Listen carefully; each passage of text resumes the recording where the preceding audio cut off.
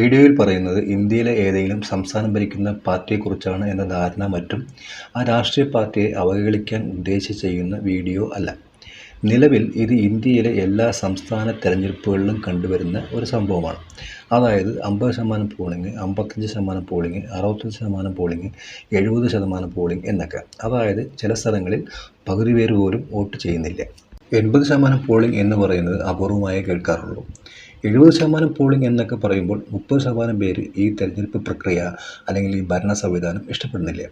Vote ചെയ്ത 70% polling എന്ന് പറയുന്നതിൽ വിജയിക്കുന്ന സ്ഥാനാർത്ഥികൾ പല മണ്ഡലങ്ങളിലും നേരിയ വ്യത്യാസത്തിൽ ഏകദേശം 40% വോട്ട് മാത്രമാണ് പിടിക്കുന്നത്. എതിർ സ്ഥാനാർത്ഥിയേക്കാൾ ഒരു വോട്ട് കൂടുതൽ വാങ്ങിച്ചാലും അയാൾ വിജയി ആണ്. ബാക്കിയുള്ള 60% ആളുകൾക്കും ഈ ഭരിക്കുന്ന പാർട്ടിയെ ഇഷ്ടമല്ല. ഒരു ദിവസം 2 ദിവസം അല്ല 5 കൊല്ലം അവർ ഇഷ്ടപ്പെടാത്ത ഒരു രാഷ്ട്രീയ പാർട്ടിയുടെ ഭരണത്തിൽ കഴിയണം. ഇതിൻ്റെ പേര് ജനാധിപത്യം. ജനാധിപത്യത്തെ കുറ്റം പറയുന്നതല്ല, പറഞ്ഞാൽ പിടിച്ച് അകത്തിടും. അതും ജനാധിപത്യമാണ്. ജനാധിപത്യം മേൽ പറയുന്ന പോലെയല്ല ഈ സംവിധാനത്തെ കാണുന്നത്. അതായത് ഏത് പാർട്ടി ഭരണത്തിൽ വന്നാലും അവർ ഒരു സർക്കാർ പോലെയാണ് രാജ്യം ഭരിക്കേണ്ടത്. ജനങ്ങളും അത് പാർട്ടി ഭരണമല്ല, നമ്മുടെ സർക്കാർ, നമ്മുടെ മുഖ്യമന്ത്രി, നമ്മുടെ പ്രധാനമന്ത്രി എന്ന് കാണണം എന്നാണ് വയ്പ്. സംഗതി കൊള്ളാം. പക്ഷേ അങ്ങനെയാണോ ഇവിടെ മുഖ്യമന്ത്രിമാരും പ്രധാനമന്ത്രിയും ജനങ്ങളും ഇടപഴകുന്നത്? ഇല്ല എന്നാണ് എനിക്ക് തോന്നിയിട്ടുള്ളത്. അതുകൊണ്ടാണ് ഈ വീഡിയോ ചെയ്യാനും ഒരു താല്പര്യമായത്.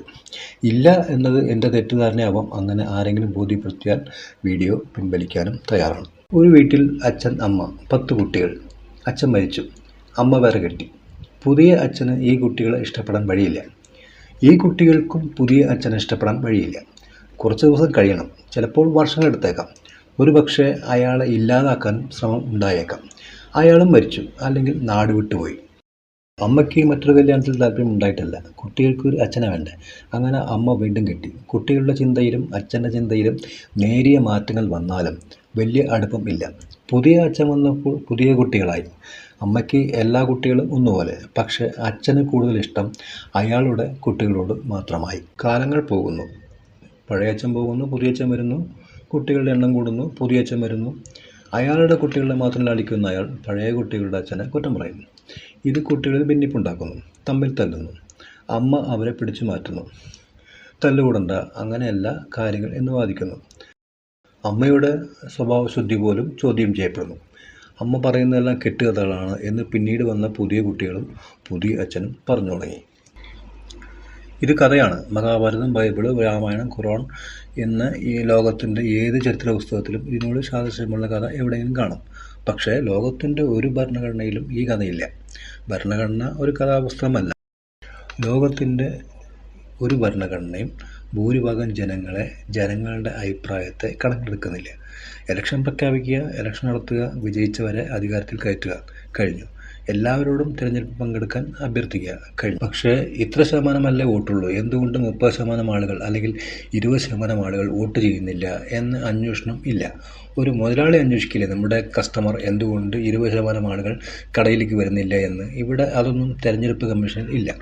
ഭരിക്കുന്ന ഒരു പാർട്ടിയും ഈ മാറ്റത്തിന് കൂട്ടുനിൽക്കില്ല. കാരണം അവർക്ക് തന്നെ കോടാലി ആകും. ഭരണഘടനയിൽ എവിടെയെങ്കിലും ഇതിന് വരുന്നതാണ്.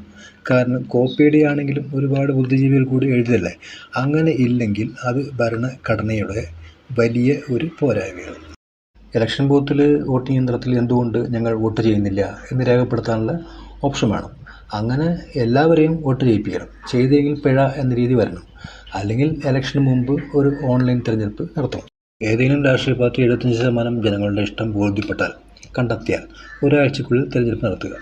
70% അല്ലെങ്കിൽ 75% ആളുകളുടെ വോട്ടിംഗ് കിട്ടിയ പാർട്ടികളെ പാർട്ടി വ്യത്യാസം നോക്കാതെ അധികാരത്തിൽ കയറ്റുക. ഉള്ള പാർട്ടി നല്ല രീതിയിൽ ഭരിക്കും, ജനങ്ങൾ അവരുടെ ഭരണം വിലയിരുത്തും. അതല്ലാതെ എങ്ങനെയെങ്കിലും ഒരു തരംഗമുണ്ടാക്കി ഒരു 40% വോട്ട് പിടിക്കുക, ഭരണത്തിൽ കയറാൻ MLA-മാരെ പണച്ചാക്കിട്ട് പിടിക്കുക. ജനങ്ങൾ ഇത് കണ്ട് വായ പൊളിച്ച് നിൽക്കുക. ഈ വരുന്ന 100% ആളുകളിൽ നിന്നും നികുതി പണം ഈടാക്കി മുതലാളിമാർ, കോർപ്പറേറ്റ് മുതലാളിമാർ എന്നിവരിൽ 100% ആളുകളെ പണയപ്പെടുത്തി കിട്ടുന്ന പണം ചില എല്ലും കഷ്ണങ്ങളാക്കി അവരുടെ ഒപ്പം നിൽക്കുന്ന 40% അണികൾക്ക് കൊടുക്കുക. പിന്നെ അവരല്ലേ എല്ലാ തവണയും ഭരണത്തിൽ വരിക. പിന്നെ ഇവിടെ ഭരണമാറ്റം വരുന്നത് ഇലക്ഷനിൽ തൊട്ട് വരുന്ന മാസങ്ങളിൽ ഉണ്ടാകുന്ന തരംഗങ്ങൾ. ഇലക്ഷൻ കഴിഞ്ഞാൽ പിന്നെ തരംഗങ്ങളില്ല. എന്തൊക്കെ മലക്കമറിച്ചിലുകൾ നമ്മൾ കണ്ടാണ്. എതിർ പാർട്ടി ജയിക്കണമെങ്കിൽ പിന്നെ എന്തെങ്കിലും സഹതാപ തരംഗം ഉണ്ടാകണം. അല്ലാതെ ഭരണം നോക്കിയല്ല ഇവിടെ ജനങ്ങൾ ഭരണം തിരഞ്ഞെടുക്കുന്നത്. അപ്പോഴത്തെ അവരുടെ മാനസിക അവസ്ഥ, അപ്പോഴത്തെ രാഷ്ട്രീയ അവസ്ഥ, ആ മാസത്തെ സാമ്പത്തിക ബുദ്ധിമുട്ട് മാറിക്കിട്ടുക, അന്നത്തെ സാമ്പത്തിക ബുദ്ധിമുട്ട് മാറിക്കിട്ടുക, തമ്മിൽ ഭേദം തൊമ്മൻ എന്ന രീതിക്ക് വോട്ട് ചെയ്യുക, എന്നിട്ട് ബാക്കിയുള്ള 5 കൊല്ലം നീറി കഴിയുക, സർക്കാരിനെ കുറ്റം പറയുക. ആരുമില്ലേ രാഷ്ട്രപതി ഭരണം ഏർപ്പെടുത്തുക? ഇതല്ലാതെ ഒരു പഞ്ചായത്തിൽ, മുനിസിപ്പാലിറ്റിയിൽ, കോർപ്പറേഷനിൽ, മണ്ഡലത്തിൽ, സംസ്ഥാനങ്ങളിൽ, രാജ്യത്ത് പകുതി പേർക്ക് ഇഷ്ടമില്ലാത്ത ഒരു ഭരണം എവിടുത്തെ ജനാധിപത്യം?